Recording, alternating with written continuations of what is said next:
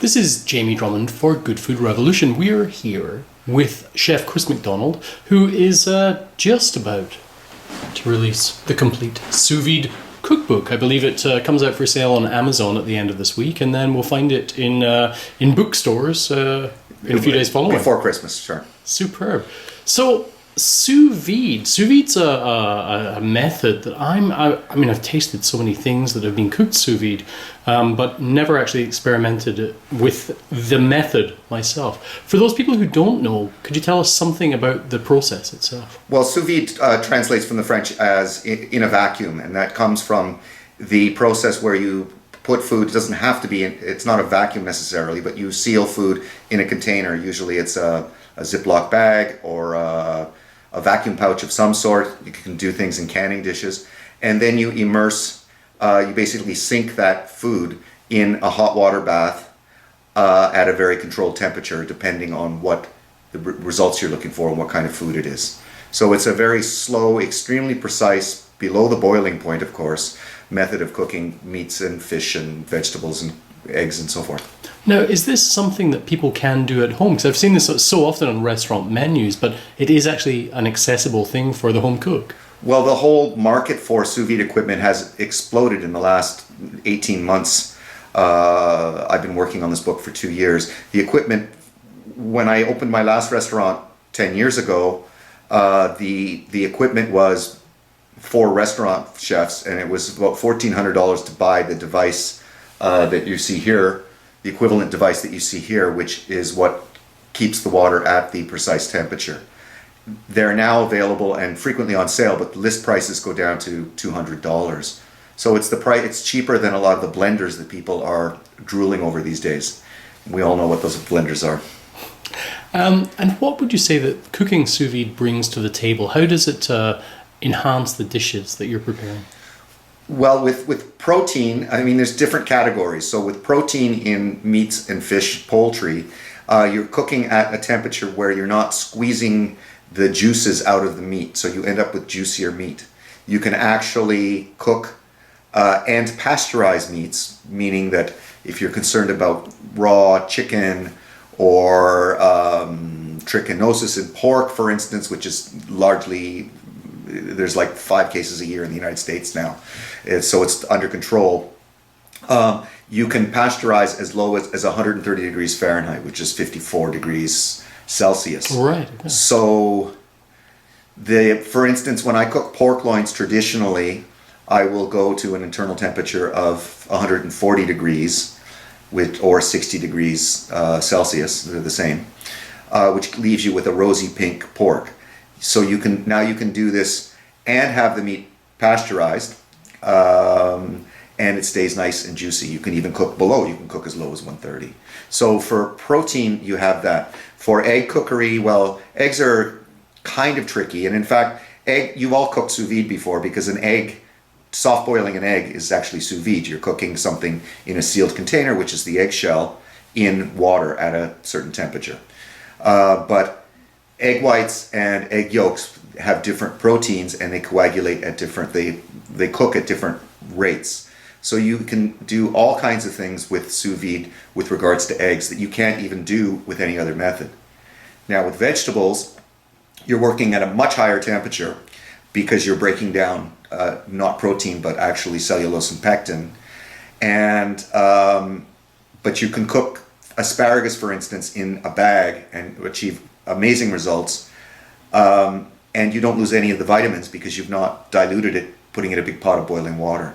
So there are many, many uses for sous vide. So what kind of recipes do we find in this book?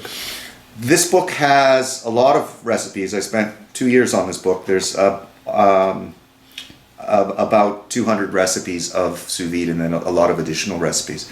So the book is quite rangy. It takes you from simple dishes for rank beginners that are maybe even afraid to cook, on how to cook a chicken breast or a pork chop, to quite complicated and esoteric recipes. There are not many, but there are 15 or 20 recipes here that are sort of chef level recipes that are quite interesting.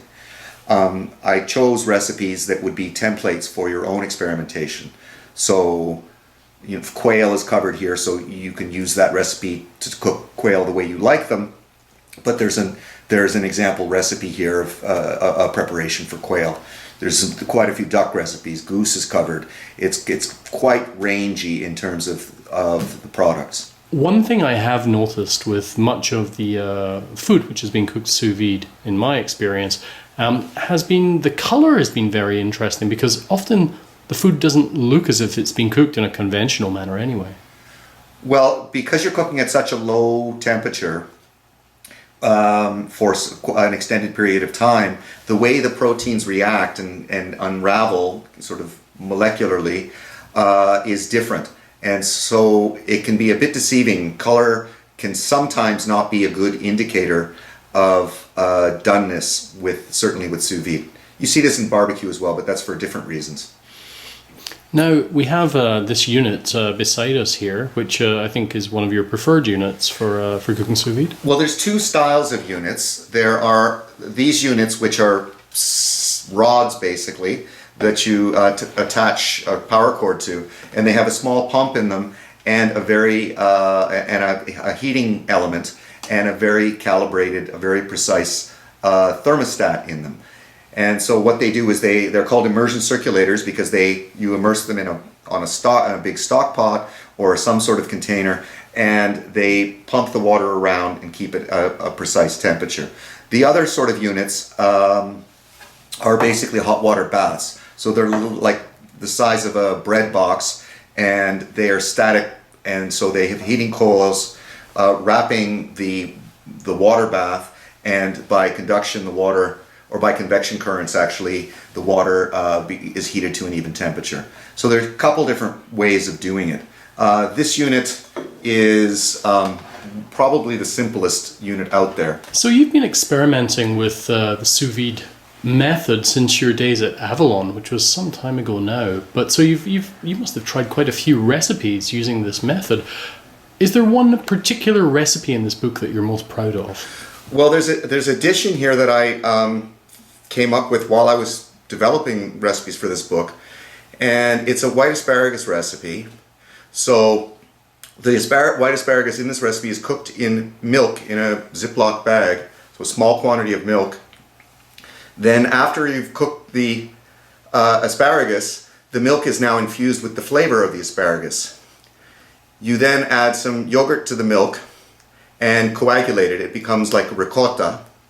So you have now asparagus flavored ricotta. With this ricotta, I stir in a tiny bit of pesto. It can be basil pesto, or you can use, there's a mint pesto in the book, to give it a bit of color and a little flavor. Otherwise it's white asparagus with this white ricotta. And then you garnish the white asparagus with its own ricotta flavored of asparagus milk and a little bit of pesto. And it's just I've never seen it anywhere. It was just something that came to me one day, and it's the recipe in the book that I think is the most interesting recipe that is not particularly difficult and very original. Goodness me. So as an entry point for someone who was interested in learning how to cook sous vide, obviously the starting point would be your book, but what kind of cost are we talking about for someone who wanted to experiment with this? Well, really all you need, you can do it in a very primitive way by using a beer cooler, and there's been a number of articles written online, because a beer cooler is a good insulator, so you could fill it with hot water and it will hold the temperature when it's closed for a couple of hours at a fairly steady rate. But that's we're past that now.